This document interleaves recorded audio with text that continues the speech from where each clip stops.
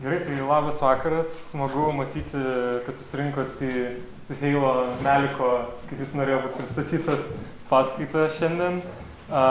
Goldsmiths vaizduojamojo meno magistro studijų kodirektoriaus. Šią paskaitą organizuoja Rupert, bendradarbiaujant kartu su Vilniaus dailės akademija, už ką iškart akademijai reikia padėkoti. Ir persijungsiu dabar į anglų kalbą ir trumpai pristatysiu svečią ir jo šiandienos paskaitą šiuolaikinio meno į nebemeną, transformacija atgal į prastumą. Yeah, so switching to English now.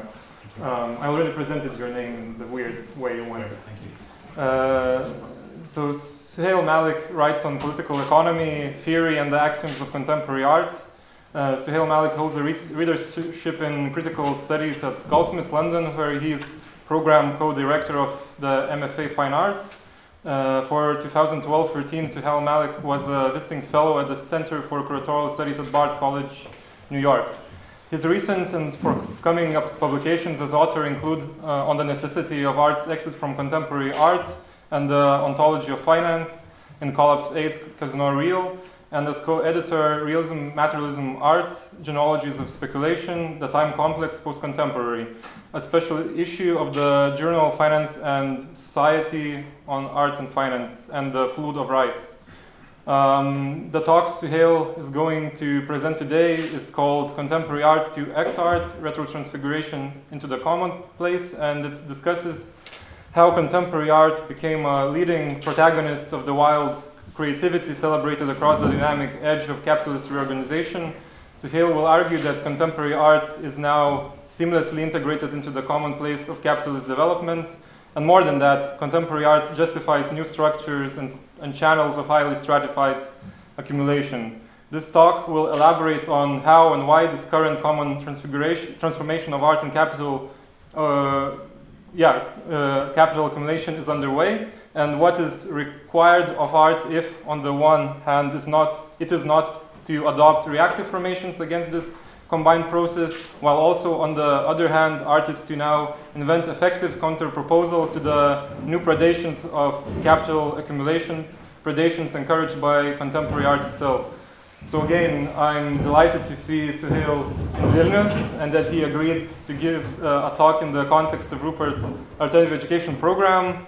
I have to thank Vilnius Art Academy for co-organizing this and Lithuanian Culture Council and Lithuanian Culture Ministry for supporting Rupert programs and making this happen. The format is quite straightforward. Suhail will talk for around 45 minutes to an hour, and then we'll hopefully have some time left for your questions. Over to you, Suhail. Great, thank you, Thomas. There's some seats at the front. There's 2 seats over here. Maybe people at the door. After 40 minutes, you will need to sit down, so I'd recommend taking the seats where you can. Okay, thank you, Adonis, for the invitation initially, and also for holding me here through persistence, which I'm grateful for, and also to the Vilnius Art Academy for supporting the talk. Can you hear me okay through the speakers? Okay. So, Retro-transfiguration of the Commonplace, the subtitle of this talk, partially cites the American philosopher Arthur C. Danto, writing in 1974. And Danto's basic claim for the art operation in general, all art ever, is the distance art sets up from everyday or commonplace apprehensions. So the snow shovel with Duchamp, the Willow box with Warhol, potted plants in post-internet art, YouTube videos and ideas for everyone, everywhere, and so on, are all treated differently when they're taken as art. In Dante's signature phrase, art is the transfiguration of the commonplace. So if you have a plastic bottle of water, we use it in a commonplace way, we don't really pay attention to it, we put it into the art space, it becomes a different type of thing, and that difference is the distance that Danto says is the core operation of art. For Danto, the characteristic difference of art from the commonplace involves interpretation. Artworks are subject to an interpretation that is open, and these are the characteristics that you'll find in all contemporary art discourse, that the artwork should be open. Oh, so sorry. we're fusing with the electro noise scene and business. That's okay. Guys at the back, can you hear? Yeah. They can now. Sorry. Yeah. So for Danto, the artwork, and here he's just kind of describing what I think are now standard features and expectations of all contemporary art, that the interpretation which constitutes the artwork is open, multiple, partial, it's never a complete understanding or meaning of the work, only partial ones, and individualized, that it's creative. While engaging with commonplace, the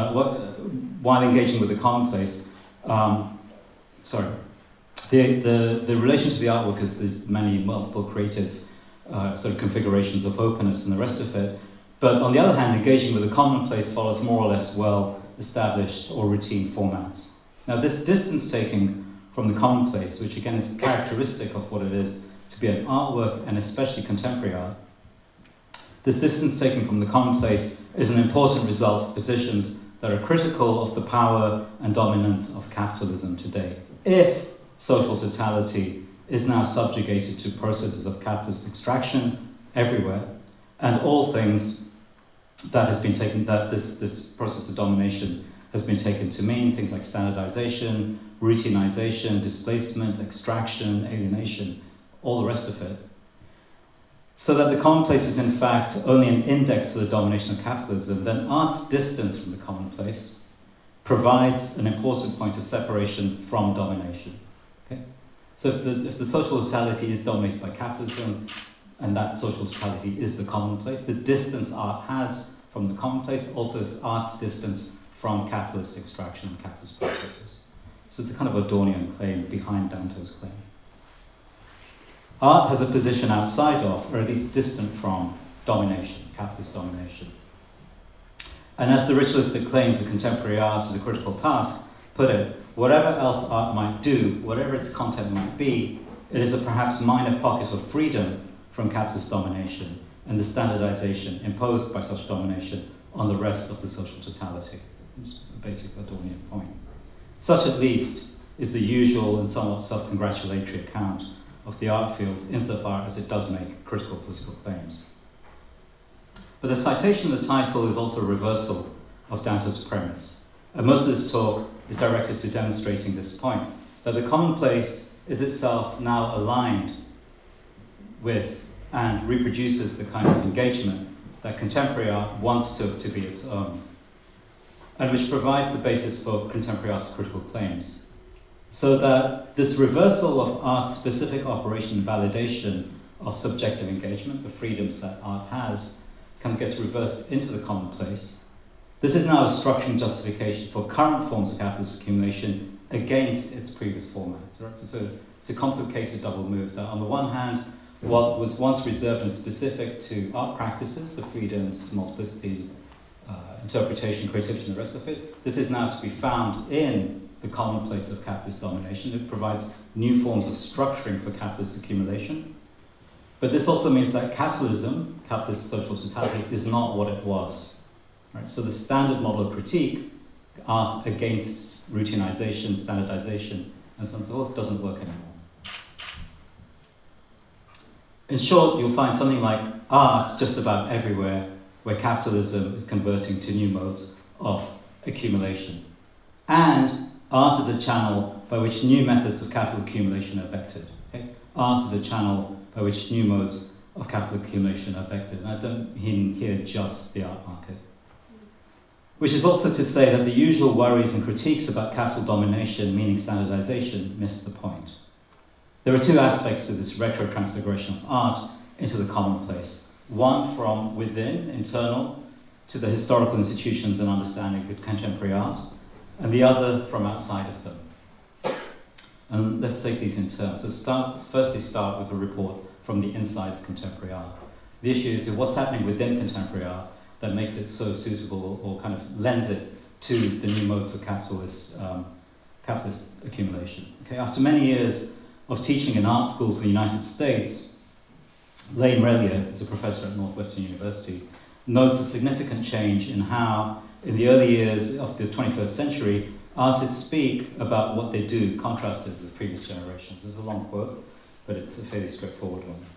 Relia says, when I first started teaching, this is he's writing in 2013. When I first started teaching college art courses in the early 1980s, it would often be in painting departments, and I, like everyone else, would assign articles from the 1960s addressing topics like the difference between modernist medium specificity and conceptualism's art in general. I would ask the painting students how they would identify themselves if someone asked them in a bar in court, what do you do? Would they call themselves painters or artists? Most back then answered, I'm a painter. I've continued to ask this question, what do you do? Today the painting students, all of them across the board, don't say they're painters. But they also don't call themselves artists, which would be the conceptual art or kind of post-medium designation. I'm an artist. What they say instead is, I do stuff. I do stuff is the most frequent response. Or I make stuff. All verb, no predicate. All open-ended, adaptability and responsiveness, no set vocation. And the rest of the talk is based on this quote. So, as well as the liberation of what might count as art, because it's just stuff, so there's no sense of what the medium has to be, what techniques are, what skills are, what ideas are, and so on. It's all just stuff making. It's a liberation of what art could be. Right? As well as the liberation of what might count as stuff, or what might count as art, stuff also indexes how weak art's categorical distinction from everything else is, even to the point of vanishing, such that the word and category of art seem outdated. That is the very thing that distances art, right? The separation, the categorical distinction of art from everything else. This definition of art from the rest, the separation, the distance from the rest of the social totality, which makes art specifically what it is abandoned by Relia's students, who are your contemporaries. And Relia's students, I think, articulate very clearly a broader shift in artistic identification. What was made as art is now the commonplace. Art is extinguished. So this fatalistic extinguishing of art by and as stuff, however, assumes, I think, too much. Right? And this is like a kind of terminal point of art where we stop thinking about the word or even the category of art or any of the kind of demands that art has made. And it's the same as every other making. But I think that fatalistic logic to the word stuff assumes too much, or maybe too little, about what that stuff itself, that stuff that is not art but commonplace, that stuff that is commonplace but made in art schools, what this stuff now is. Stuff, recall, has been another name for the routinized and anonymous, desubjectivized commonplaces that art traditionally distinguishes itself from. And it distinguishes itself from the routine commonplace stuff by virtue of its own subjective validation. So when you encounter the water bottle as an artwork, you launch into a task of interpretation, which is partly about what the water bottle might be as an artwork, but also about your own capacity to make judgments, have ideas, critically reflect on what it is to encounter the water bottle in these circumstances and the rest of it. So what's one of the fundamental operation of contemporary art is the validation of the interpreting subject. Right? And the object, the art object, is there to kind of provide the basis for that interpretive work. That's very different to standardized commonplace experiences where you encounter the water bottle and there's not much going on in terms of subjective validation or subjective affirmation because you use it and dispense with it. So for the students that Relia speaks of, stuff making is not happening outside of art, but is the term for what emerging artists do in art schools, and this suggests that stuff is something different to the routinized object, right, the standardized object. The lesson is that stuff making is a kind of artistic endeavor, even if it is not called art as such. What used to be called art, and what used to be gained from art, the subjective validation, is now undertaken through stuff, without the need for the designation art or the categorical specificity it demarcates.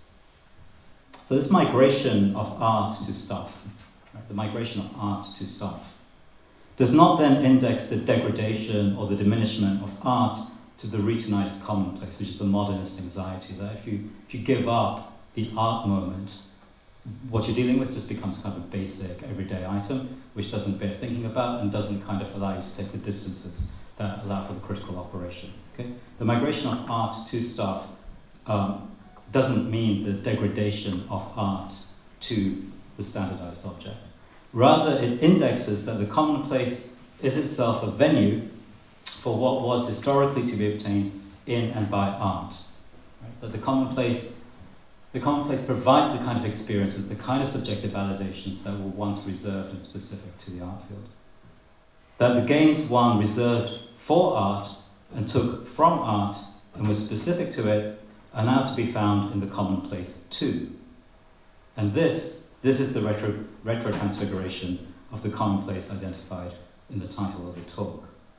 And to apprehend this retro-transfiguration as such, to kind of get a more concrete sense of it, it's necessary to elaborate what is happening outside of the conventionally established venues of art specifically designated, right? So if you remember, there was an internal and external dimension to the stuffification of art.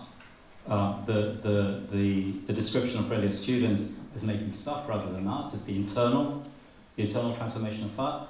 But I think it's important that we look at what's happening outside of the art space to understand how this migration can take place, not straightforwardly, but can take place in a way that's valid.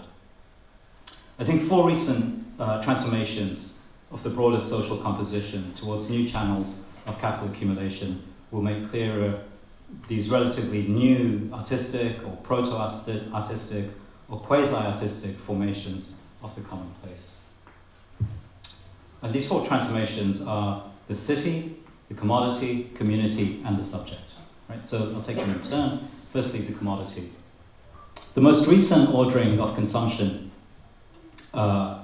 is formulated not according to needs, stable and common conventions, or resource acquisition, but rather according to taste as a demonstration of care to the self, of care to others, and of care to the environment.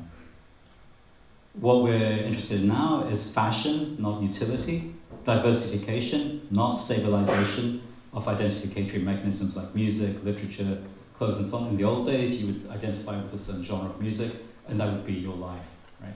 Now we have kind of diverse and multiple interests in all different kinds of music, and we move and hop from one to the other fairly freely. The interest in consumption now is in sustainability, not resource extraction, alertness to responsibilities, not cost reduction, and so on and so forth. In general, the supply or object side of consumption is accordingly a technique of signification. What we consume signifies to ourselves and to others what we are and what we do, and the kind of person or social agent we'd like to be. It's a signifier of quality and of concern. What is consumed is not the object itself, but the design feature. Because all that sort of ethical, moral stuff, it's designed, and it's part of the marketization of the consumer object. You know? Design engage. Actually, at the door. Could you move forward a bit? Because there's people. I just wanted it on the recording that there are people struggling to get in through the door.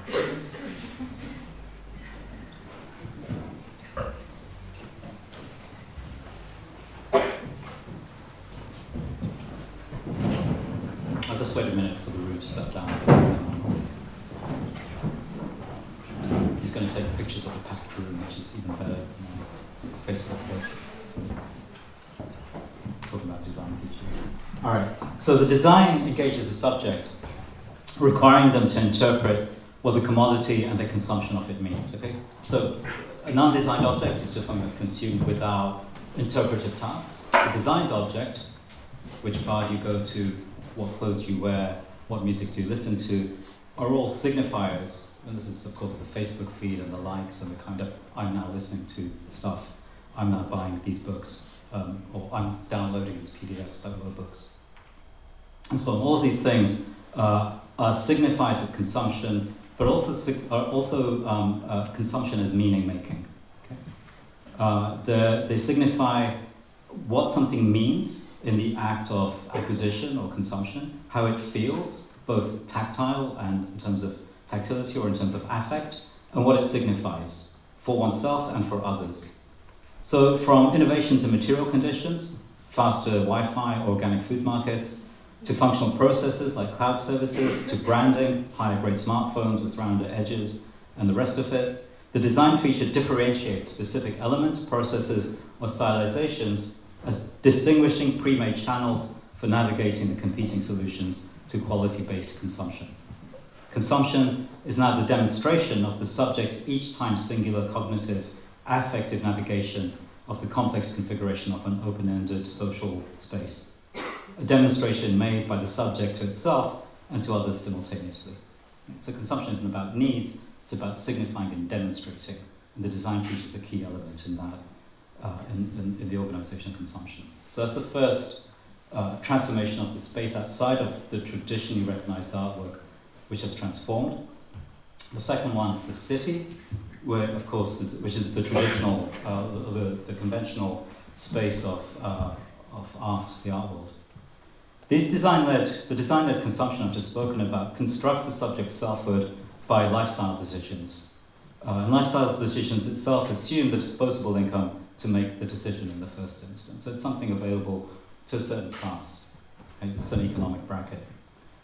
The more immediate point is that the key to lifestyle is one of the most tangible successes of the recent recomposition of capital accumulation, which is to say gentrification. Gentrification of deindustrialized and poorer zones of major cities. The historical paradigm for this recomposition of the dead city space is, of course, the conversion of Soho in Manhattan into a high-end mixed-use zone. But more generally, the model, I'm sure you're all familiar with this, the model is that of artists moving into studio spaces, housing, and social infrastructure, which is kind of commensurate or a level suitable to the low incomes of part-time work and exploitation of the art field, which many are committed to in order to gain time to be active as artists. So even if you don't make money from your art, you're doing a part-time job, so you can have time in the studio, which you pay for with a part-time job, but it's not really making its way, so you need to take another part-time job and so on and so forth. The kind of general commitment to low wages or low incomes in order to support studio practices means that the kind of housing and infrastructure needs of artists are also at low prices, which means artists migrate to poorer areas, which are usually areas with where poorer people are. But what happens when artists, and this is the standard logic of gentrification, what happens when artists move into these places is, of course, a cultural reinvigoration, which draws in increased capital investment over time, and then the artists have to move out. The political aspect of this conversion process is that the continual reformation and non-formation of identities promoted by contemporary art, the contemporary art culture, which is the questioning of identities, destabilization, flux, transition, the rest of it, the changing of meanings, both in the semantic space, but also in terms of how people live, what political options are available, and so on, which is especially true of the critical dimension of contemporary art. All of this kind of fluidity, this transformation, this reformation counters the fixing of historically established socio-political categories of class, ethnicity, religion, income level, and the rest of it. On this artistic critical basis, the wealth cleansing of populations, which is what gentrification is, this wealth cleansing is justified as being beneficial to civic virtue in general, because the kind of hard social categories, which produce hard conflicts between people, are softened, are kind of melted in favor of more fluid transitions, which of course prohibit the forming of contradictions or oppositions, because identity is understood to be shifting. Okay? And this kind of softening of social antagonism or social conflict is a civic virtue. Right? So what art does when it moves into areas as gentrification is beneficial to the kind of civility, if you want, of the city space. As the mobilization of the interests of the art field by property developers and city governments demonstrates, and it's now very common, the standard formats of design-led consumption in these zones. Sorry, I missed the line. It demonstrates the urban. Let me go back a bit. Okay, as the mobilization of the interests of the As the mobilization of the interests of the art field by property developers and by city governments demonstrates, the urban expansion of the interests of art and of contemporary art in particular now promotes the standard formats of design-led consumption in these zones.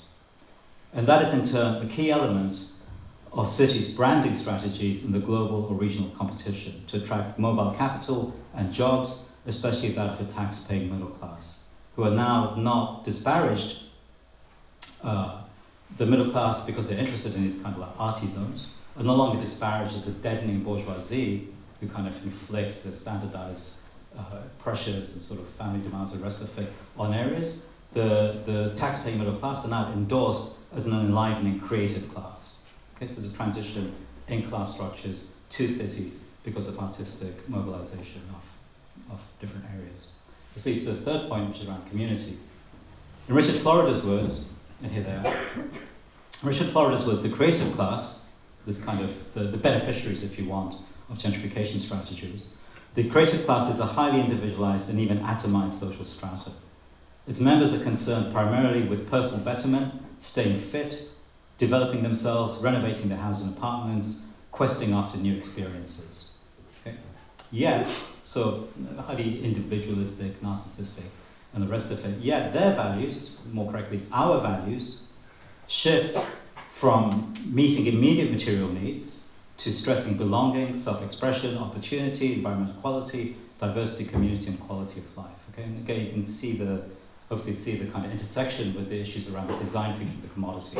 What the design feature does is these latter attributes. It demonstrates self-expression, opportunity, your interest in environmental sustainability, and the rest of it. This latter set of characteristics, which is typical of the creative class, are ethical and social gains. Consumption as ethical and social gain rather than material acquisition, which is why they're not the bourgeoisie. The near contradiction between these two elements, like the individualism, the kind of self-gain of the first part of the quote, and the kind of ethical and moral interests, which is the second part of the quote, the near contradiction between these two dimensions or characteristics of the creative class is resolved by the specific kind of network formation typical of cosmopolitan urban spaces and of transnationalized employment and socialization. So network social composition mandates a relational individuation, and here we go back to Lane Rellier, who says this about what networks involve and the kind of socialization that networks require. Okay? Networks, he says, place too much stress on the importance of relations, interaction, and feedback to overly isolate individuals from each other or overly circumscribe their interdependence within predetermined rules. Okay? If you're not interested in interaction, you're not going to do very well in a network configuration, because networks are only about interaction. If you're not interested in feedback, you're not both the feedback you get and the feedback you give. You're not a very good network actor, because networks are only about reorganizing, recalibrating the network according to the communicational mechanisms and sort of structures that are built up through it, which requires feedback. But what it means is that any individualization that takes place through networks, we'll speak more about that in a minute, is highly socialized. Okay?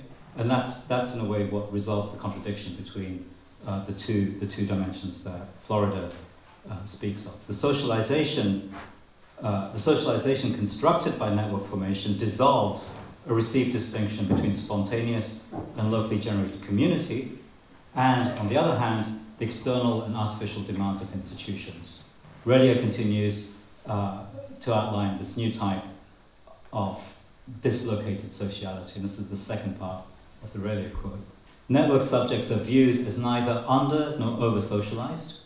It's a kind of Goldilocks perfect type of socialization, neither under-socialized nor over-socialized, neither autonomous nor entirely indoctrinated, neither bracketed from nor reducible to institutional determinants. Okay? Institutional and not institutional. Individualized and socialized. Not autonomous, yet not indoctrinated. It's a kind of good description of the kind of personhood or subjectivity that I think we're expected to be.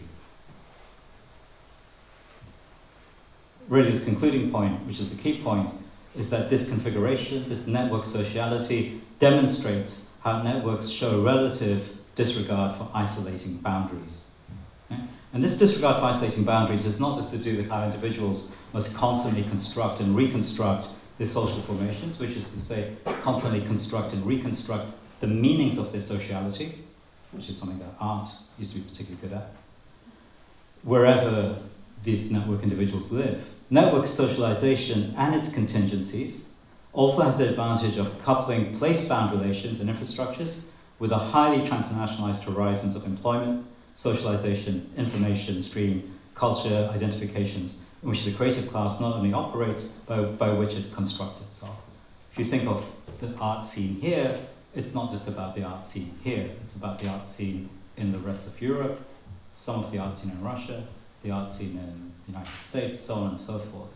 All localities are part of internationalized, transnationalized, more accurately, global configuration. That's what it is to be a network actor. Whatever happens locally is in relationship to what's happening elsewhere, part of the network, but the elsewhere may as well be down the street as in New York. And you probably know this from your Facebook pages, because you have relations, close relations to those elsewhere, probably closer than those other people living in your building. That's the new form of community. It's a network community. Network socialization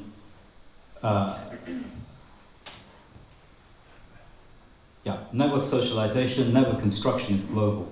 A member of the creative class in one part of the world is more likely to identify and engage with someone in that class from another part of the world than someone, say, from a rural population where they live. A global network relational individuation can only succeed thanks to the sociality of an integrated global cosmopolitanism that is at once presumed by this network sociality, but which is also constructed by this network sociality, right? So cosmopolitanism, long sought after dream of Enlightenment thinkers, is being realized and made manifest through global network sociality.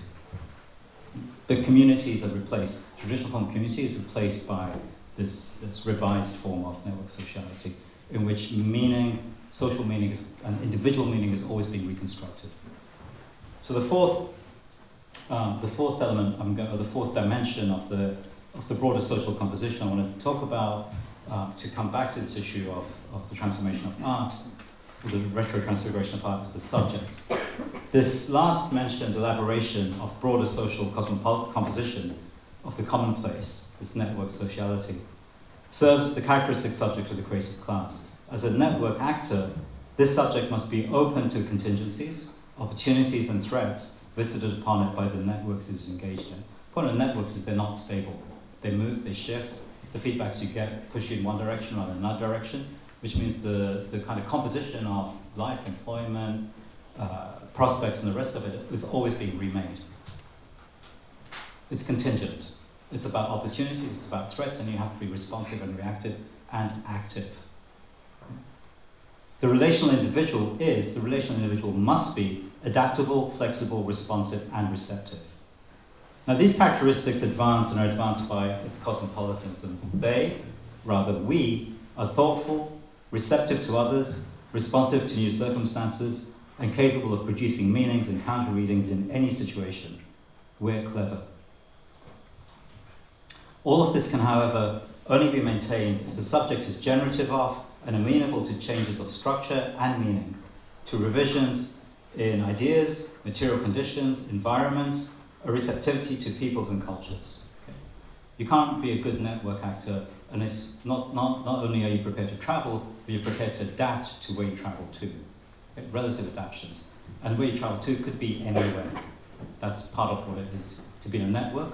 You don't have to travel, but the preparedness to travel, the preparedness to reconfigure what you might be up to and want to do is an essential part of the network subjectivity. It's part of what it is to be a clever operator, or kind of somebody who's smart to the circumstances.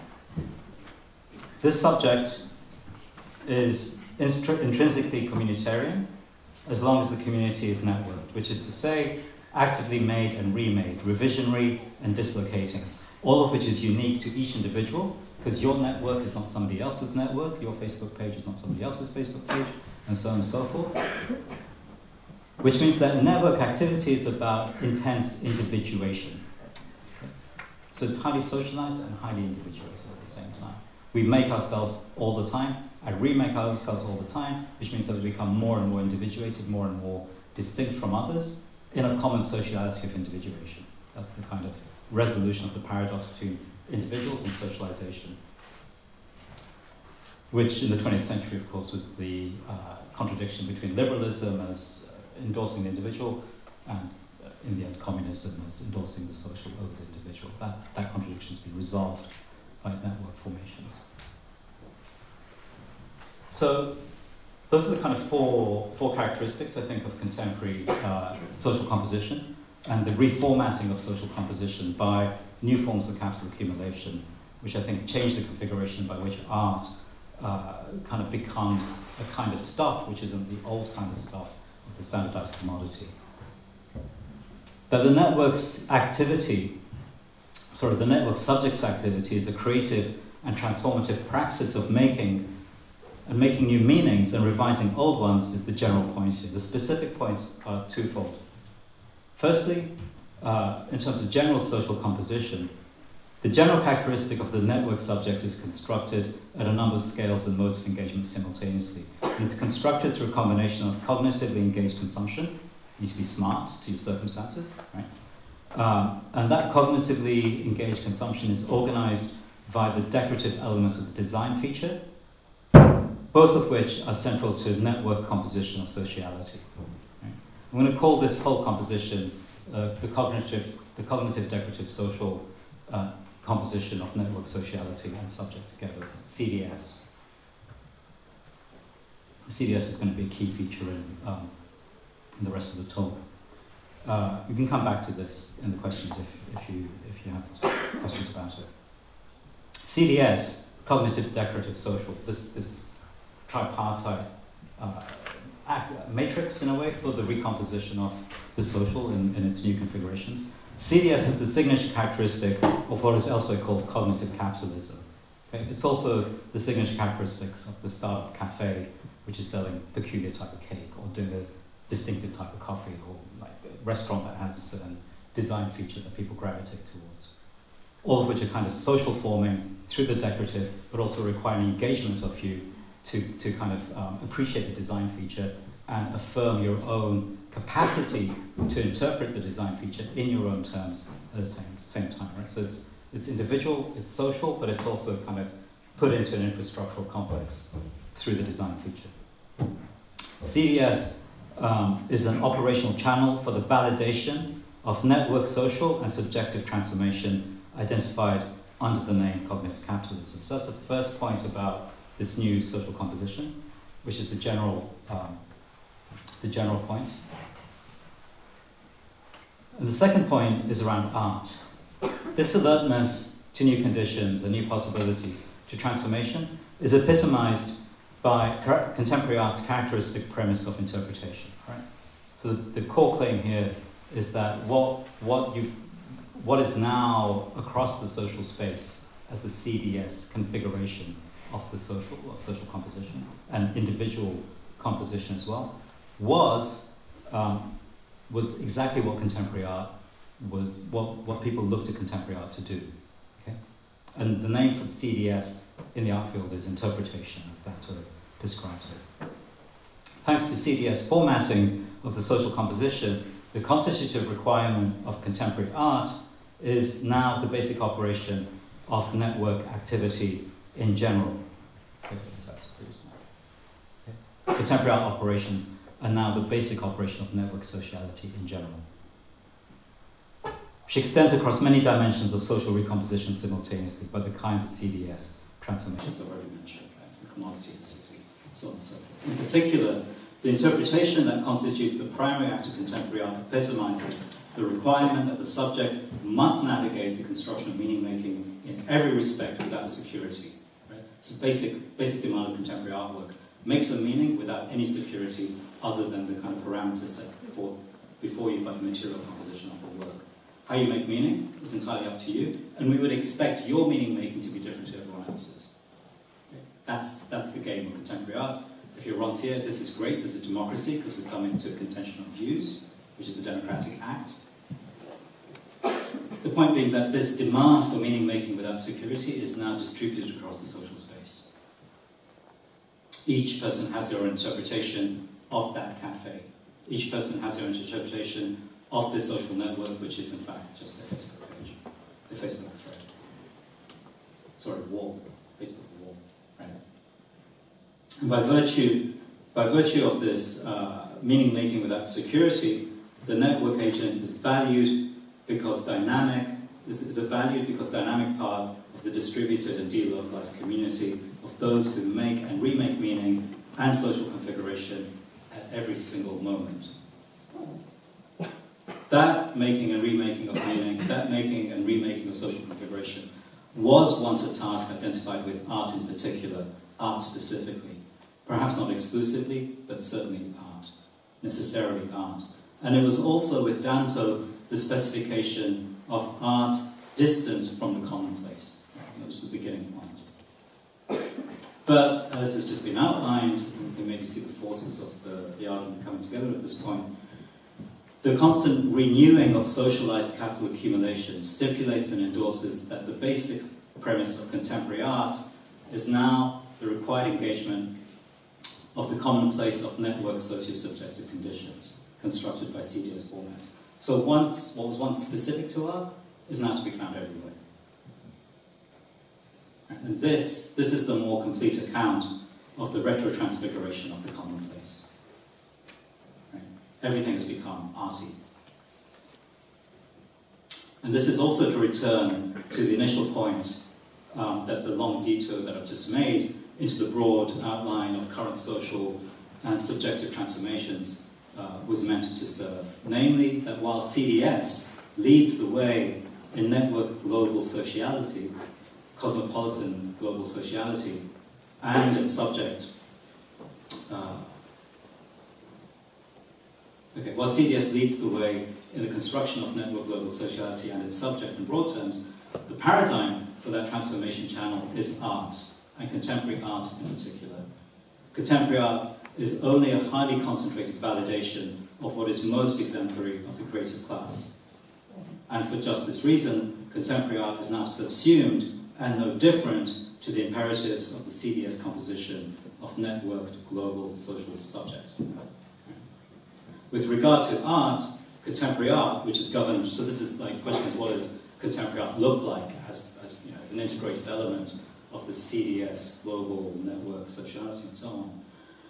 Well, contemporary art, which is governed, has been governed, and it continues to be governed by the CDS format, is typified by post-conceptual sassiness, which is the C, it's cognitively charged, configured through a signature stylization, D, the decorative element, stuff you look at and go to enjoy as an aesthetic object. But that cognitive post-conceptual sassiness, coupled with the signature stylization, have, of course, a social dimension, the social dimension being anchored both in the interpretations that you share with others and enjoy your disagreements over at the signature-styled cafe that you go to after the art exhibition.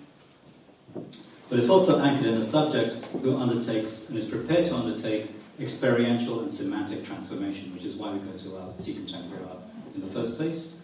That experiential and socio-semantic transformation premised in an identity politics or an inviolable biographic testament.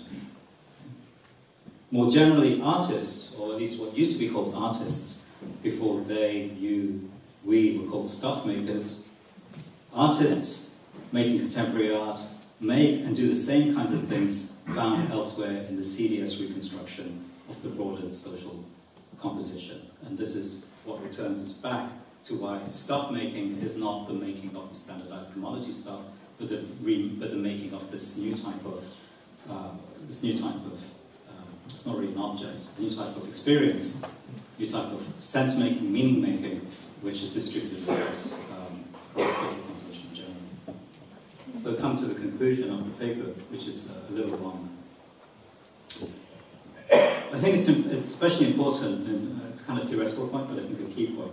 It's especially important to be clear that the retro-transfiguration of the commonplace, this kind of exporting or distribution of what was once specific to art across the social space, that this does not mean that art loses its defining distance in these new conditions. Okay?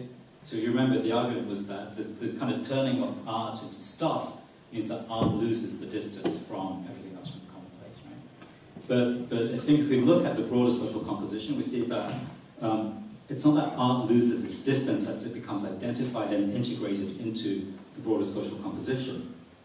Rather, it's that the distance that was once specific to art from the commonplace and definitional of art, this distance migrates across and populates the entirety of the social spectrum. Which means that the social spectrum, the entirety of the social spectrum, is differentiated from, that this distance differentiates and separates the social from itself altogether. Okay. So the move, the artification, if you want, of social composition in general, means that the distance that was once definitional of art is now to be found everywhere. So the whole social composition is internally distanced from itself. We can see examples of this. Rather, let me put it this way. The retro-transfiguration of the commonplace, this migration of distance across the social space, this retro-transfiguration of the commonplace is a condition for social stratification, which is what distance within the social whole means. It's a condition for social stratification on an aesthetico-subjective basis. Right? Social distances are stratifications, are hierarchies, but that hierarchization is no longer happening only on the basis of class, ethnicity, religion, and the rest of it. It's also happening on the subjective, semantic-making basis. Right?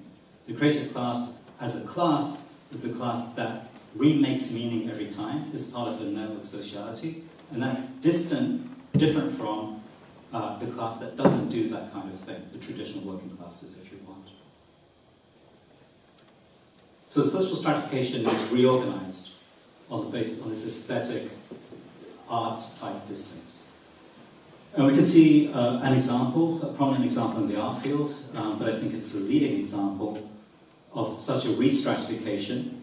I think it's tangible today in the current justification of elites, and by elites, not on the basis of their wealth, that's not what justifies them, but it's on the basis of their taste and their promotion of social goods, environmentalism for example, but also, as we know in the art field, through their tastefully declared patronage of contemporary art. And the question is, why are the new elites so interested in contemporary art? Right? One reason is that they can stratify, they can produce a social stratification, a hierarchization, not on the basis of class or on the basis of capital investments and the rest of it, but they can justify it through a sense of their own aesthetic subjectivity and exactly being the kind of person that the art field endorses, which is the person who makes and remakes meaning, and they can support that through their art collections, and that legitimizes or rather justifies the stratification that they need in order to kind of maintain their power privileges. And contemporary art can't do anything about that, because we support exactly that endeavor. So while art may not then lose its characteristic distance, it does surrender its specificity. As earlier students put it, art is just stuff, which is to say correctly that you'll find the same kind of thing everywhere, but only because the commonplace now has the same attributes for which art was once the specific and perhaps unique venue. The demand for a self-generated meaning-making, an experience that is personal, non-standardized, irreplaceable, differentiating, and authentic. We find this everywhere. It's unique. Uniqueness everywhere.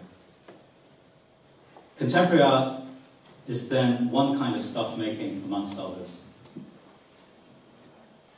But all stuff-making promotes a revised social justification for also revised channels of capital accumulation, which is how the CDS format recomposes commodification, community to global network agency, urbanization, and subjectivity. The stuff that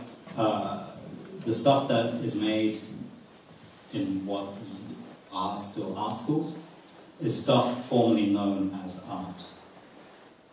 If you want to maintain that contemporary art continue to be specified against the rest of a supposed social totality, you want to hold on to the old school configuration of like what you're doing in art is specific and unique against standardized capitalism elsewhere, if you still believe that.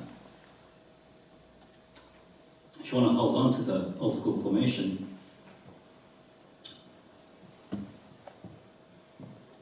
even though, in fact, the social totality does not exist in that setup, outside of the self-serving requirements of these kind of critical claims. And maybe you want to hold on to it for reasons of historical significance or because you're sentimentally attached to notions of critical art. You can call it ex-art. Right. So, in a way, you can just call it stuff, which is the forward-facing, why bother continuing to differentiate it because it's the same as what's happening elsewhere. But if you think like, no, art really matters, like art stands for something, then what's happening, what gets called stuff by the American students, we can call ex-art. Because it still holds on to the art moment of the phrase, but it's no longer valid in the same way. These demarcations, they're kind of continuing to use the word art in some way, with some qualifiers. These demarcations are partly warranted because, as with the makers of ex-art Relio reports on, such stuff is not arbitrarily or conformally manufactured. It is not stuff as random standardized commodity of industrial era capitalist production. To the contrary, it is engaging, transformative, and participatory stuff. It has all the engagement of play and of creativity across the board, everywhere, unique. Contrary then to the received criticisms of commodification, reification, the commercial transaction that posit the exceptionality of contemporary art from standard patterns of social totalization supporting capital accumulation, ex-art does not mean the termination of semantic revision or interpretation in art or elsewhere. The stuff that is ex-art is just the CDS artifact continuing to be asserted in its historically sanctioned site, which for that reason is now strongly validated rather than marginalized. What all of that means is that there are still things like art schools, there are still the art museums, there are still the galleries. What's going on there is essentially this general kind of stuff making, but it's still recognized as art rather than other kinds of stuff. But it's not the historical form of art, right? So I think we can call it ex-art.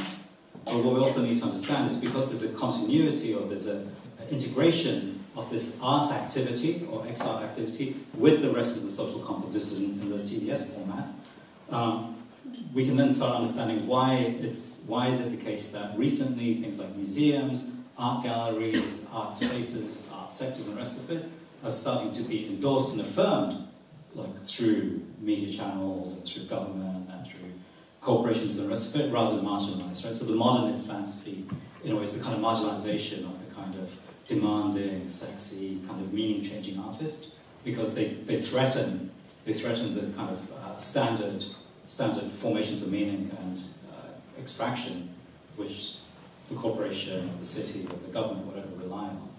Whereas now, of course, it's exactly that transformation of meaning, exactly the revision of meaning-making and experience and lifestyles that are being endorsed and have to be endorsed in order for this integrated CDS composition. And art is no longer marginalized in any pretense that it is. It's just a sentimental nonsense. It's endorsed, it's heavily endorsed, and it's wanted by larger power configurations. But for all of the broad endorsement and affirmation contemporary art now enjoys, the condition identified here can be put another way. From this side of art, contemporary art converts art into ex-art. That is, affirmed by the retro-transfiguration of the commonplace as a site of the generalized creativity of the network subject, contemporary art is not only the paradigm, the thing that CDS format looks to for generalized creativity of the network subject. Contemporary art is not only the paradigm for the transfiguration of the commonplace as a demonstration of creativity and revision of meaning-making, plastic form, structure, sociality, and subjectivity combined. Contemporary art is, moreover, the transmission mechanism of art to ex-art. Because it's contemporary art that is the CDS type of meaning-making, CDS type of recomposition, which is to be found elsewhere. And what contemporary art is doing to the history of art is turning it into ex-art, turning it into stuff. Integrating art into the rest of the social composition, which is itself being reconfigured for new forms of capital acquisition through the CDS format. All right. So to close, a quick response to the obvious question, which is how to meet the commonality of art and the commonplace brought about by the retro-transfiguration of the commonplace. And there are, I think, four responses which you can immediately identify. So the formula at the top of the screen is under CDS, contemporary art turns art into extant, and that's also the integration of art into the rest of this itself revised social composition. What to do in these circumstances? Right, from the side of art, there's plenty to be done, but the specific question to end this talk is what's to be done with art. Right? The first option is to continue. And here, contemporary art continues in its more or less historically recognizable formats, practices, institutional configurations, in order to maintain or protect what seems to be its advantages, which are criticality, semantic revision, subjectively centered creativity, participation, and the other facets of art's prerogative over standardization. Right? So we just carry on saying that art has a privilege, has a specific task, which distinguishes it, differentiates it from the rest of the capitalized social space. But to do this is just to perpetuate the condition described in the preceding hour or so. Persevering with contemporary art, and there is no reason why one would want to persevere with contemporary art other than habit or for historical or sentimental reasons. Nonetheless, persevering with contemporary art continues the undoing of art specificity into X-art. More contemporary art means more X-art. That's the first option. Second option, reaction. Another option, so here, this route would require us to strive to resecure the specificity of art against the broader convention of social processes of capital accumulation. Right? So there's kind of panic in front of this integration of art into sort of larger processes of social, of capitalist recomposition. And you go like, oh my God, no, we have to kind of pull back and recover a sense of art different and distinct from that. And because it's understood that contemporary art is the process by which art converts into X-art, integrates into this larger reformatting of the social whole, the attempt here would be, as a reaction, would be to look to artistic paradigms prior to contemporary art. For example, modernism or academicism and other historical and vernacular predecessors to contemporary art, such as outsider art or provincial styles, national styles, all of which are viable options to prevent art becoming creative stuff like everything else. So here it's a kind of regressive, contemporary art is the problem and has brought us to this terrible situation which we cannot protect art from broader capitalist processes. In fact, it leads the way in that. Let's go back to previous forms of art, like modernism, minimalism, conceptualism, as kind of transition points maybe, between modern art and contemporary art, but also outsider art, provincial art, national art, so on and so forth.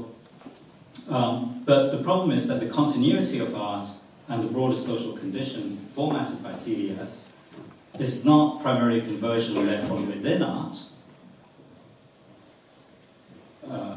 It's not primarily conversion led from within art. This historical reclamation, because the CDS format is happening primarily outside of art, and the art finds itself in a new situation.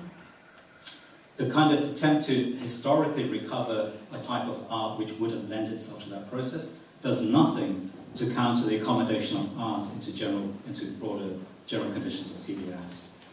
It is just a generation of more stuff that looks like art used to be. It's art with a capital A.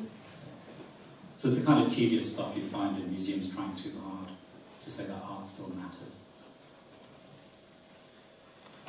The third option is abandonment. And this option says simply, just let art go. Let it follow the tendency into the general social configuration of capitalization via CDS formats. This process is happening. What's the problem? Art becomes, like regular students, art becomes stuff. It's fine, it's cool, stuff is interesting, so let's just get on with it. Right? Why hold on to the historical notions? Why keep the heritage going? Hand it over. Variant of this position is to promote the demise of art, actually advocate and endorse that art should go, should be extinguished.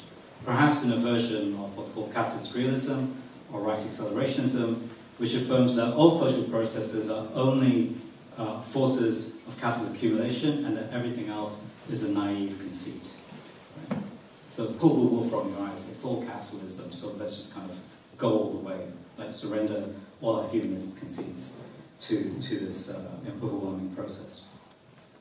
But this requires the forsaking of any contention against domination by capital accumulation. And advocates of right accelerationism say we should give up any sense that resisting or kind of combating, contesting domination by capital accumulation. But that contention of the domination of capital accumulation historically characterized critical art. Right? It's one of the political, social demands of critical art. And it also assumes the wish to concede the domination of capital from within the art space. It assumes that social processes of capital accumulation are not anyway pro-art in just the historical terms that it attempts to give up. Right? If the social configuration as a whole is now in the CDS format, capital domination is very happy with individuation, creativity, subjectivity, all kind of endorsements and affirmations. It's no longer the kind of bad object of standardization and routinization. The capitalist realist, anti-art position, misapprehends that capitalism is itself under revision to formats that in fact endorse art, ex-art, creative endeavors. Okay, that capitalism is now affirmative of creativity in general and resignification, semantic revision. This position, the capitalist realist position, is a residue because it holds that we should just go all the way into capitalism and give up all the things that art used to be. But that's a misapprehension of what capitalism is. Right? So the capitalist realism position is a residue of a previous critical model of capitalist standardization that recent formats of capital accumulation have already moved past. It's an old school capitalism. The very condition of the conceptualization of capitalist realism is actually a previous model of capitalism that is no longer the way capitalism is or headed towards. So I don't think that's a viable option. And the fourth option is contention.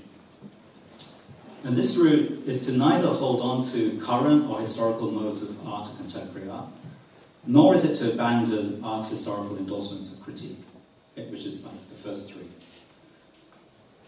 Meaning that the contention of capitalization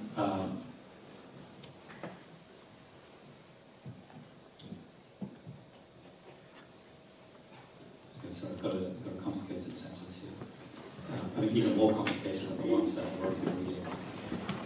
So this fourth route doesn't do the first three. It doesn't sort of either try to hold on to historical models or kind of contemporary art configuration, but neither does it kind of say, let's just send art into what actually is a dated and, I think, increasingly irrelevant notion of capitalism.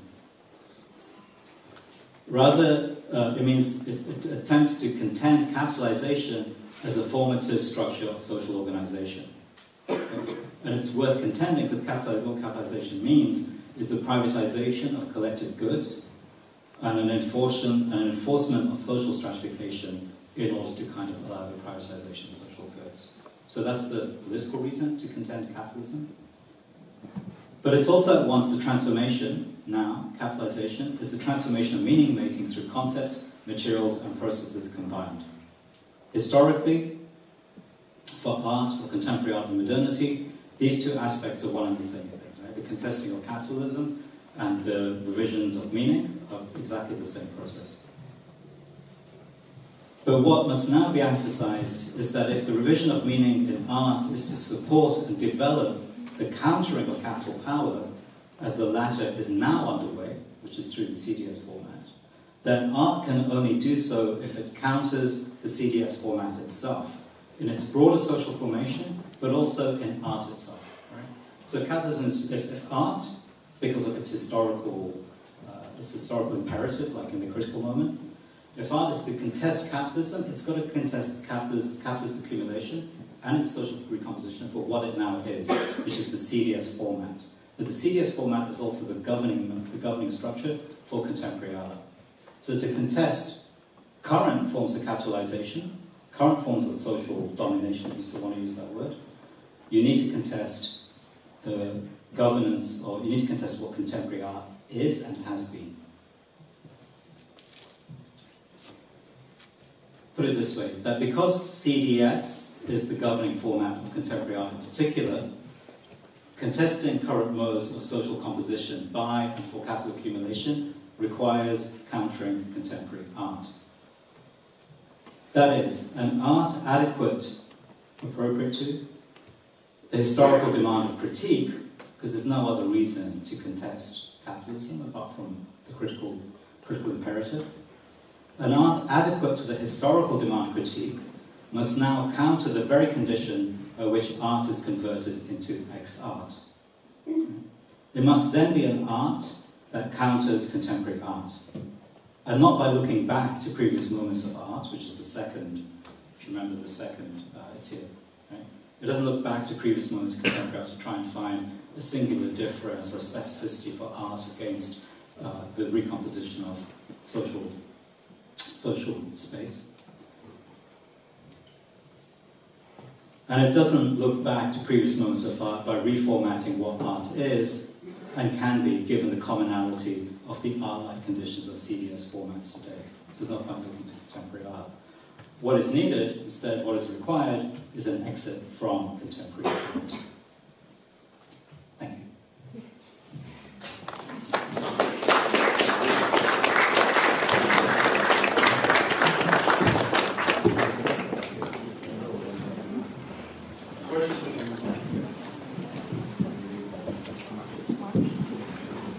That was a lot more dense in the reading than in the writing. So if there's stuff that you want clarified, or you want to read this again, I'll do it free form, which usually makes it more clear.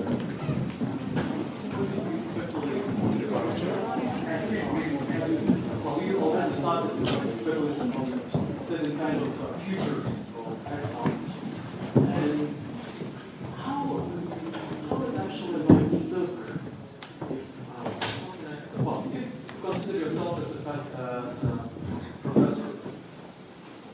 Yes, and you do lectures on insights into CDS. And what effect does it have on the pedagogical model? Or, in other words, how do you see the school of X art? What kind of school it might be? Did you hear the questions at the back? Yeah.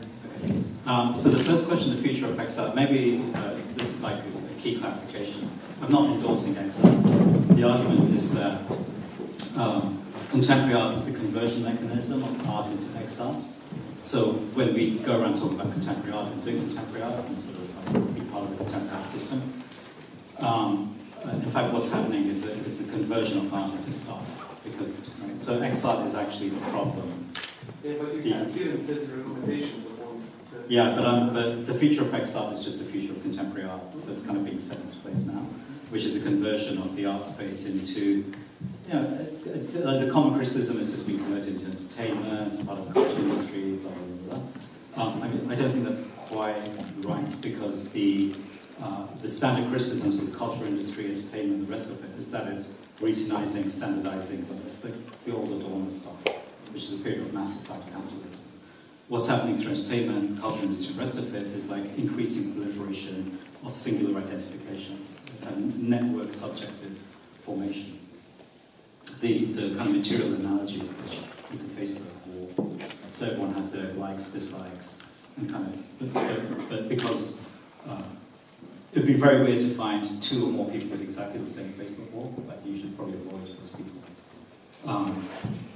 What's important is that people are self-subjectivizing as individuals rather than as collectives. And I think that's part of the CDS, cognitive, decorative, social formatting of, you know, broad capitalist processes like entertainment. So it's no longer, the cultural industry is no longer a mass scale organization, which is the criticism of it.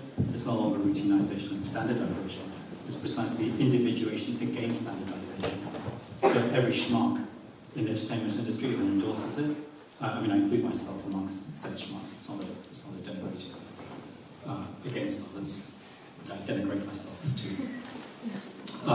Every schmuck in the entertainment industry is showing their difference to others by being interested in the same thing as lots of different people. But I think that's the condition by which, and the broad claim is that condition is generalized. It used to be something that art was very good at, and people went to art to differentiate themselves from standardization. So there's a continuity and integration of art into all forms of social recomposition through current forms of capital accumulation. And that means that you don't have to call it art anymore. It's the same stuff, to use regular students, the same stuff as everything else. Right? But if you do want to hold on to the word art because you think the history is important, because you're sentimental, because you're in an art school, because you think the art field is still kind of, it's a differentiated social institutional format. To be involved in the art field is to do something very different to be involved in like film or TV and all the other kinds of entertainment. So it's still worth holding on to the word art, but it's not art as we used to know it. Right? So it's ex-art. So the future of ex-art is basically the current logic of contemporary art carried through and continuing. Right? So it's essentially all art will just be art form, seen in third column. Right? Essentially that. All art will be freeze. Both the magazine and the art fair, which is just nonsense. Right? Both are nonsense.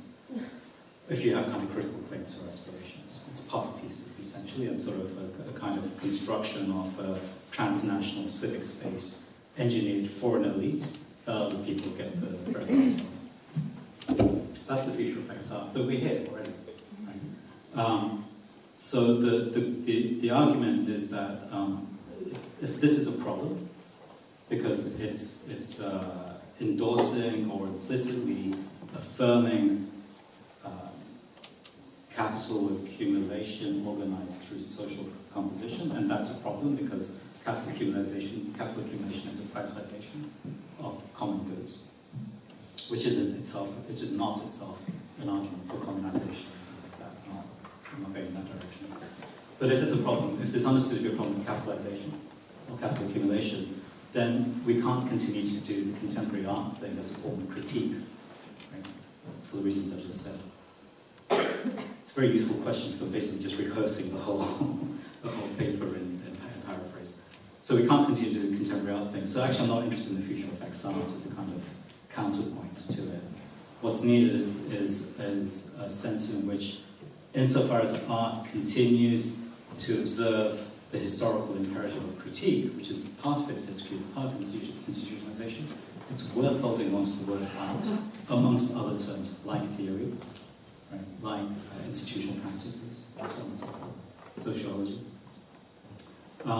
It's worth holding on to the word art in this case, but we can't continue to do art as contemporary art, because contemporary art is the lending mechanism or the conversion mechanism to ex-art.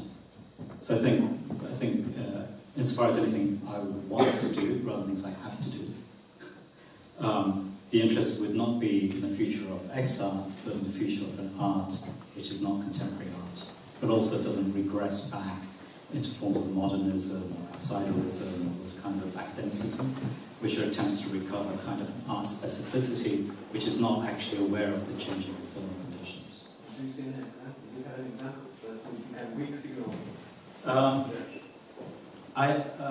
This is a very tricky question for me to give examples, because what I found through teaching experience and through previous instances of giving examples is as soon as I give an example, people are like, oh, I don't like that practice. You can just like, I'm not interested in your art. Right? Or I love this practice, I'm your friend. And that's both of those, like the kind of identificatory mechanisms through the example, I think are typical of contemporary art space. Essentially feel the likes and dislikes and forming individuations through this kind of network configuration. Like the object becomes a form of identification. So I'm reluctant to kind of enter into examples because I think it repeats the kind of contemporary art way of operating through this. But also, I prefer to keep it at a level of theoretical generality and pressure, because I think that turns it much more into an immediate pressing question for people to take up in their own terms. So I do have examples. I'll tell you in the bar afterwards, because we'll network. And I'll use my examples as like calling cards. And then you can find out you don't actually like anything I'm saying, because you don't like my examples. But in terms of like you had the questions about the future, and I'll take as the future about the exit moment. I mean, in broad terms, it's a very difficult question, partly because, one, people have to accept the analysis and the diagnosis of the problem, and secondly, it's extremely difficult. It's a minor position, which I don't necessarily sort of want to continue with. I'd like this to be a major position. But I think in a way, if there's an art practice which understands, it's not enough to continue doing the CDS type of practice, which again is cognitive. So you need to kind of do, ask your viewer or your audience for it to be clever, right? So cognitive, the C bit. The D bit is decorative, so you need a signature style, like something leaning against the wall with some neon shades or something, that stuff. Whatever the signature style is, like zingy aesthetic or whatever, just something like an aesthetic hook for people to get into the cognitive thing with. And also doesn't then require kind of socialization from below as a way of dealing with the interpretations that you're making. That to me would suggest an art which is kind of starting to do something else apart from this contemporary art, X-art model. Historically, one of the things that I've been quite interested in, and came again out of teaching, is didactic practices, which are really, that is a bad move. It's a really bad move to a didactic practice. And I came up in teaching at Goldsmiths, because the one thing, people throw their work up, they carefully install their work in the exhibition space. We do a seminar, we discuss the work, blah, blah, blah. All discussions are fine, everything's up for grabs, until somebody says, I find this work really didactic, and then it's failed. Like the only failure in contemporary art is didactic practices, because the work is telling you what to think, and I don't like that. I want to have space to make my way through it, and interpret, and have my disagreements. So, the didactic practice stops the conversation between the audiences and the practice, the audiences of the work. But that's not cognitive engagement in terms of like, you're really clever giving your interpretations. It's not about the decorative, it just tells you what to think. And it's not socialized from below, it's socialized from above. So for me, didactic practices start to be quite interesting as possibilities for not doing contemporary art, X-art stuff. Bringing didactic practices to come to the second question, like how to do this into pedagogy. My sense is that I'm on video and this is going to go up on the website, so I'm a bit careful. My sense is that explicitly endorsing, or being didactic about the limitations of the contemporary art model to a room full of people who are paying a lot of money to enter into the contemporary art system is not a recipe for a good time. It's also important that the people who enter into higher education or into art schools in order to enter into the contemporary art system, because that's what it is to be an artist, and one of the problems we have is that there are very few other models for what it is to be a successful artist than contemporary art. That has to change. If people enter into art schools in the Anglo system, there's now a lot of money put forward in advance in order to kind of enter into art school at graduate level, so on and so forth. People entering into art school to be successful artists, it's quite hard to dissuade people. this is a good path. But that said, people in contemporary art are, I think, overwhelmingly moral agents. They enter into it because, generally speaking, of course, there's different types of actors and different interests. People enter into it, and certainly at Goldsmiths, are forced to become critical agents. Right? So the moral imperative gets aligned with a kind of, at least a questioning, if not an attempt to counter standard forms of capitalization or kind of common forms of capitalization. And so there's a sense in which, well, actually, and I think this is quite common now, that if you do have moral political claims against forms of social power from above, which is allied to the kind of state capitalist system, contemporary art is not working. It's a failed project, critically. Right? So I think there's an appetite for understanding what to do after this. Right? But that appetite is locked into a kind of career structure and market mechanism and exhibition mechanism, which partly realizes that appetite, but does it through formats which are exactly CDS formats. So to me, the larger demand is a move towards making demands on institutions. I think the place where this can get acted out is not primarily through individual practices, which are too small individually to kind of counter a kind of systemic operation. But I think if institutions re-vector themselves, change direction, try and do different things, then I think you can start generating collective practices, collective models of meaning making, which is at the core of this argument. Collective models of meaning making which don't reproduce a CDS format and start having significance beyond the individual. And that's a form of socialization, collectivization, but I think it has to happen through institutional formats. So that would be where I put the pedagogical work, because of sort of sensitivities where we are now. It's also like a historical. My sense is that I fully expect to lose this argument in practical terms because the forces are overwhelmingly in favour of contemporary art continuing at CDS because that's where capital power is interested in. But because contemporary art's failure is the failure at the 40-year mark, right, of what contemporary art, and if you take it as starting approximately 1970, mid-60s and so on, 45-year mark, like a move out of contemporary art, and it could go in many directions. It could just go into the third of that list, which is just hand over art to formats of capital accumulation and social recomposition. So it continues. Gentrification is a good thing and only a good thing, that kind of model. So the move out of contemporary art could take many formats or take many directions. I think that move out of contemporary art is now underway.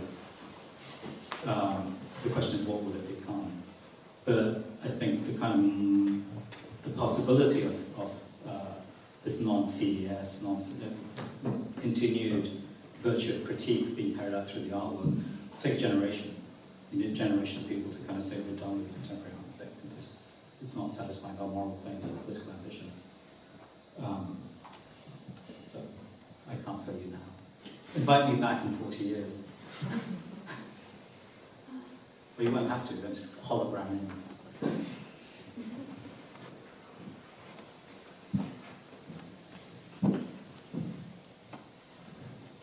We have time for 2 more questions. You just made the number 2 up in an arbitrary way. Definitely, yeah. Well, I don't know. I just wanted first I wanted to thank for legitimizing the exile, but then I understood that you're not endorsing the exile.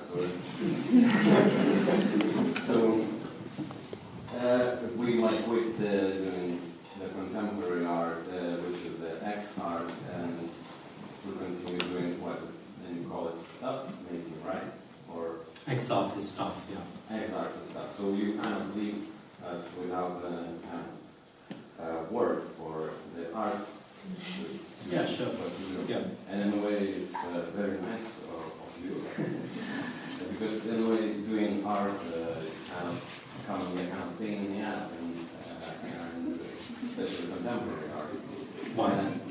Well, because of the reasons you have explained to the lecture. And on the other hand, not the X art, but that other part in a way opens up way more kind of opportunities for many different activities. And bear in mind that now kids in schools, rather than to want to become astronauts, they rather say they want to become don't know, the question was, I think also, since you're coming here to the context of Rupert educational program, but then kind of answer to the question that was also on my mind, but maybe it would be also interesting to ask this kind of the crisis of like political art activism. Is our artists still kind of really able to kind of meaningfully engage or into kind of, well, whatever, in pop? No, it's not. Yeah, how to engage into that? And yeah, also interesting with this merging of art into art and science, and all these kind of art trying to find its own legitimization to kind of various forms. Well, I don't know if it's a kind of question. Probably there's no question. I just want to add art as input to scientific innovations.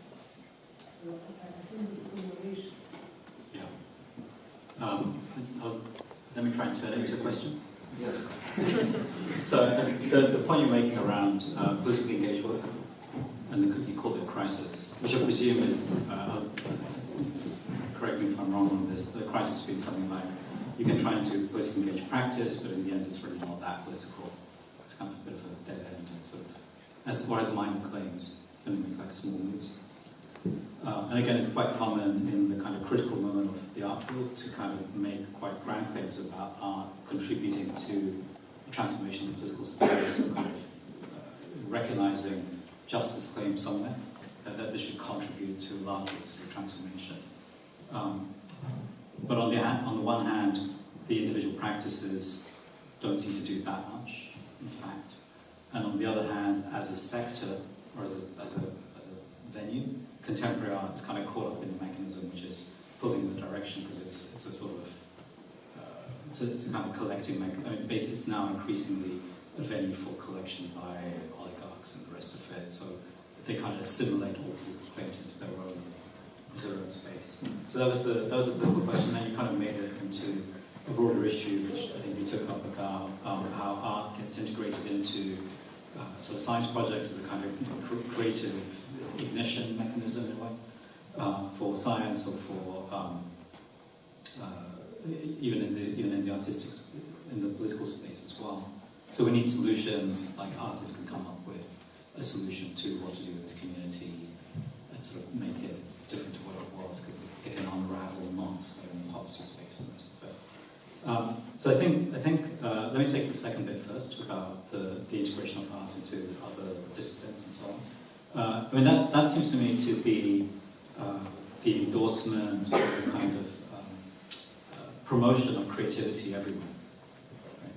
The question would be, well, why has that happened and what is going on? Because that's quite new.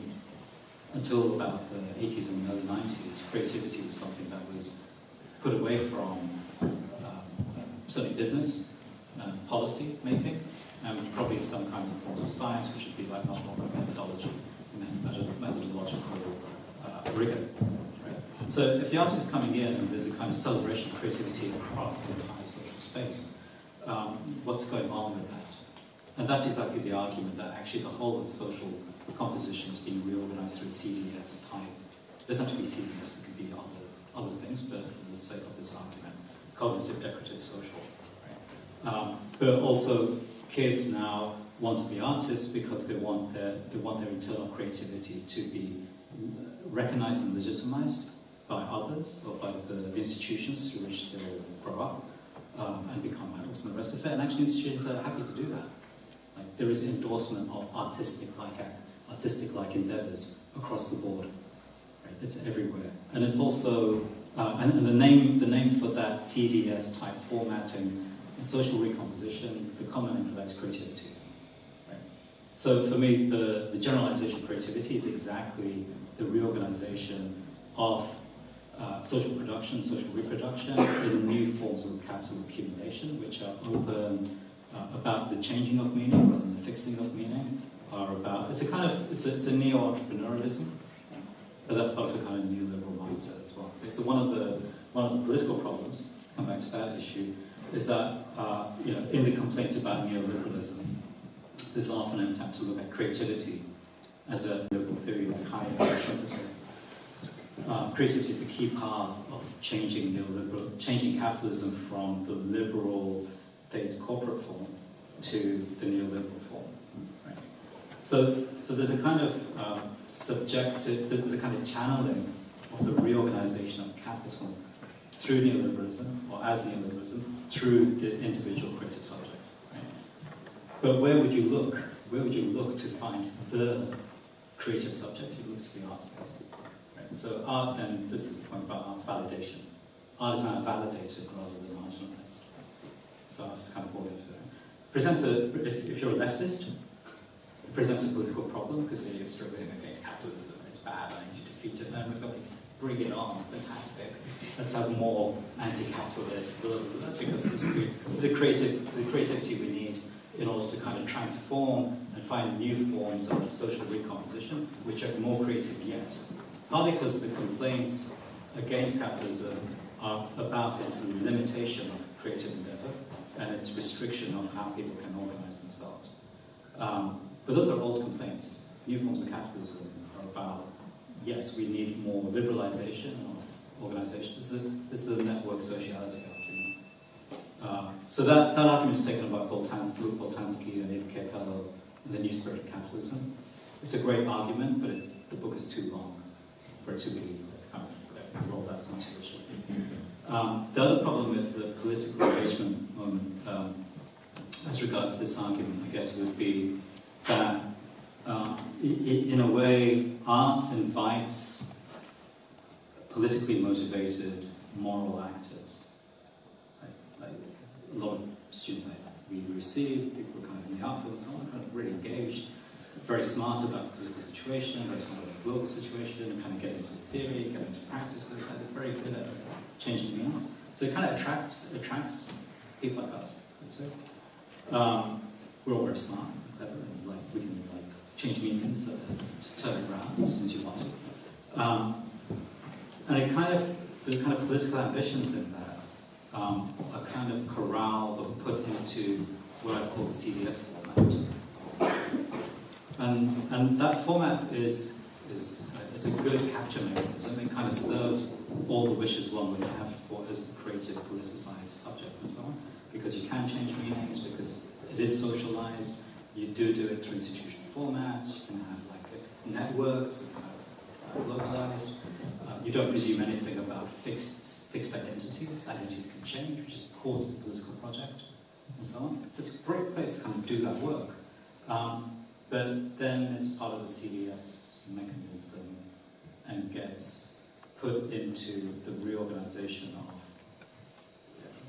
into social recomposition. So there's a kind of thwarting of political ambition.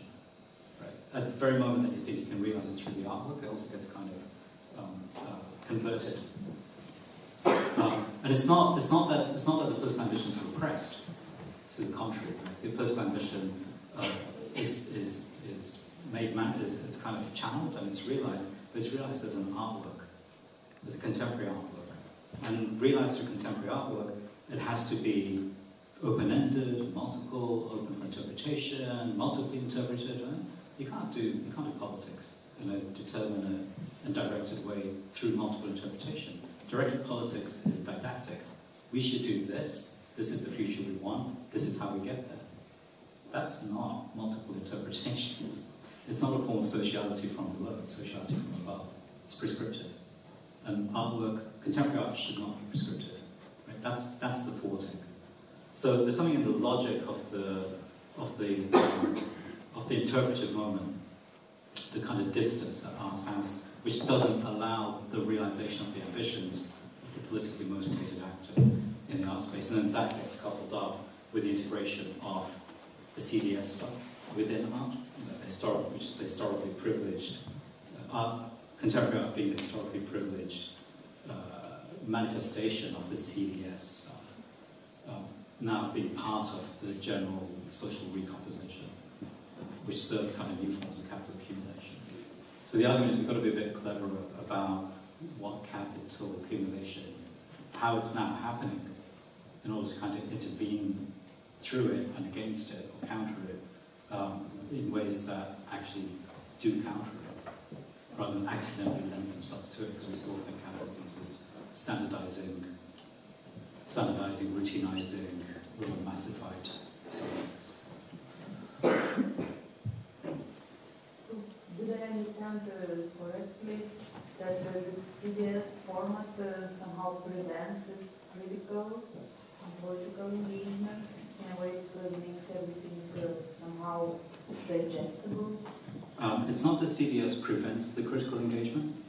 CDS is a very good way in which critical engagements get taken up, can be realized through artworks. Right? Because CDS is like cognitive engagement, so it's like you have to think through what to do next, and that's kind of subjective.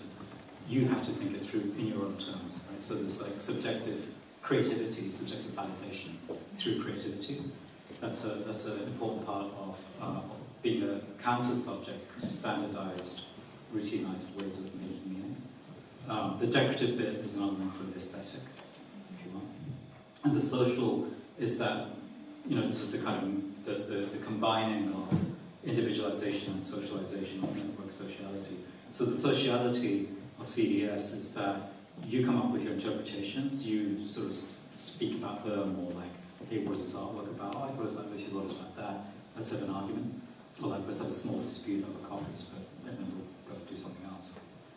So there's a kind of socialization, which is a sort of democratic formation, which is about sort of a subjective endorsement. Those are kind of fairly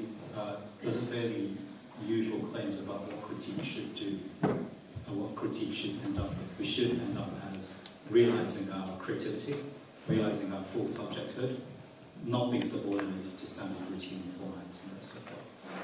So critique is realized, is accomplished through the CDS format. The problem is the CDS format is now everywhere. So the problem is that the historical model of critique doesn't do what it's supposed to do, which is, in one respect, right? It does what it's supposed to do in saying, like, we don't do standard meaning making.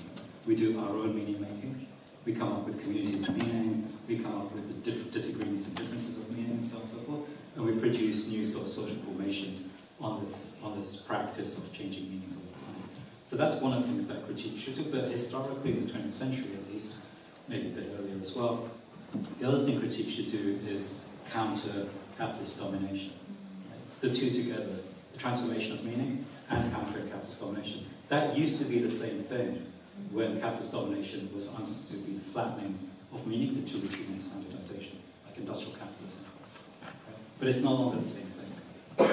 The transformation of meaning is something that capital domination endorses and sees as a good way, or is a good way for capital to recompose itself, find new forms of extraction, like gentrification, okay? Like fashion, like the design field, and so on and so forth. So capitalism, capital accumulation is now happening through one of the processes that used to be part of critique, which is the changing of meaning. So looking to the changing of meaning alone as the task of critique doesn't do anything as regards contesting capital domination. Right? If you want to contest capital domination, which used to be one of the things that critique did, you've got to do something else than sit around contesting meanings for artworks. Which is, I think, again, an answer to how come political engaged practice is sort of seen thwarted or frustrated. So the task is, well, what is this other thing you can do? And that's the issue that to come back to the earlier question was what kinds of meaning making do we now need to establish that can contest the kind of CDS format of capital accumulation, that can contest certain forms of social recomposition now, which nonetheless make claims. I mean, the kind of conversion of meaning making has nonetheless masked hold on to claims for justice, claims for political commitment, left to the commitment and the rest of it.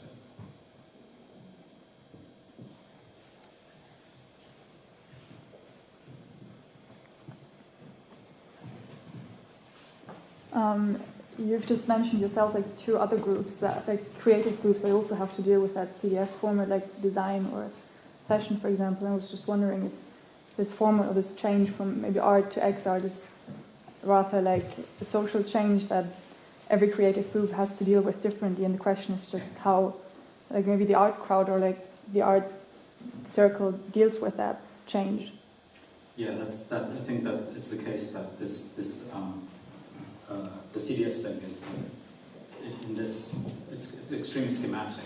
I understand and appreciate there's lots of capital processes which are still standardized and sort of old school.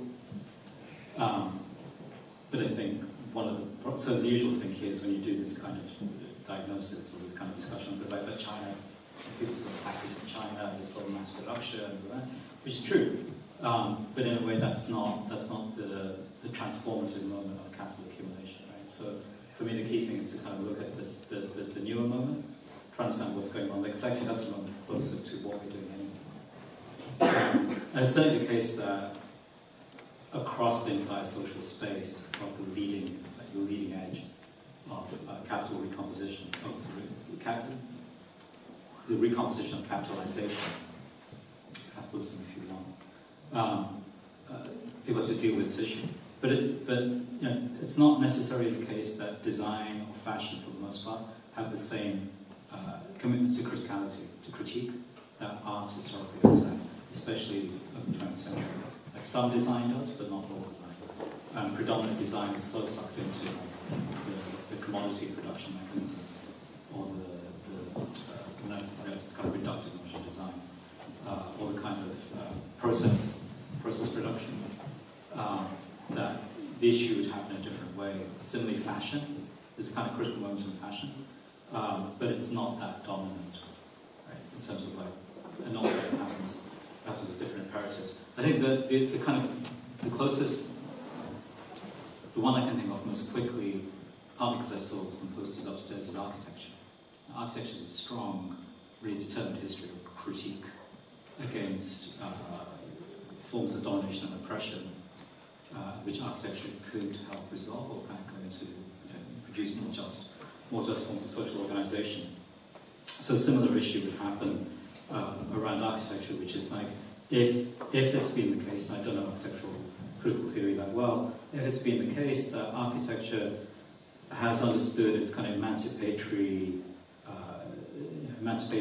interests to lie along the model of this kind of CDS type of thing, like the users of the space should be making their own decisions about how to use the space, and there's something about that moving through space on your own terms rather than the directed routes of like old school institutional building and so on, because this kind of frees up this kind of engages a freer subject, maybe gives an inkling of what a greater freedom might be. If a person has to deal with aesthetic elements in the architecture which kind of thwart the routine use of space, and if that thwarting of routine use of space puts people into kind of social composition, which is a whole new one, and overcomes like traditional social categorizations and so on, all of which I think, my sense, are pretty standard claims of architecture critical theory, then critical architecture, politicized architecture would have to rethink its political claims, because all of those things are new. And we now know that the kind of Orwelly type of architecture, the one that does all of those things, is like heavily endorsed by commissioners, in the same way that contemporary art space is heavily endorsed by cities, plutocrats, oligarchs, museums, kind of now key points of gentrification, tourist attraction, and so on and so forth.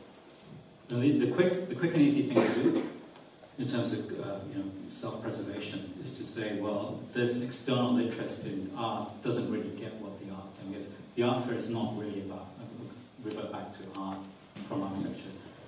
The art fair is not really about art. The big museum in the city is not really about art, as we understand it, in terms of doing it as like people in the contemporary art space struggling, paying like rents on low incomes, struggling to find a studio, making practice, showing to all that kind of ground up stuff. It's kind of divorced.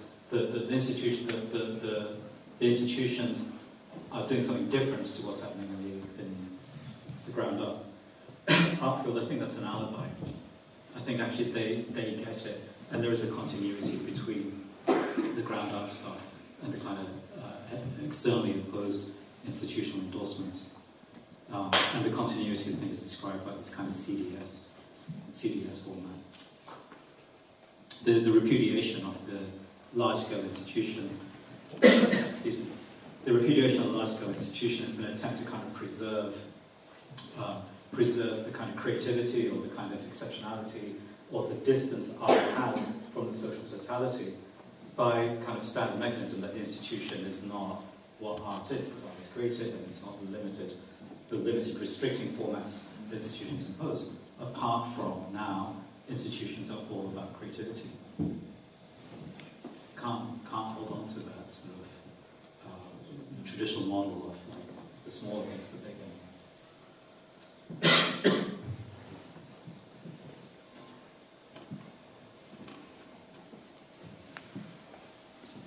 Okay, thank you.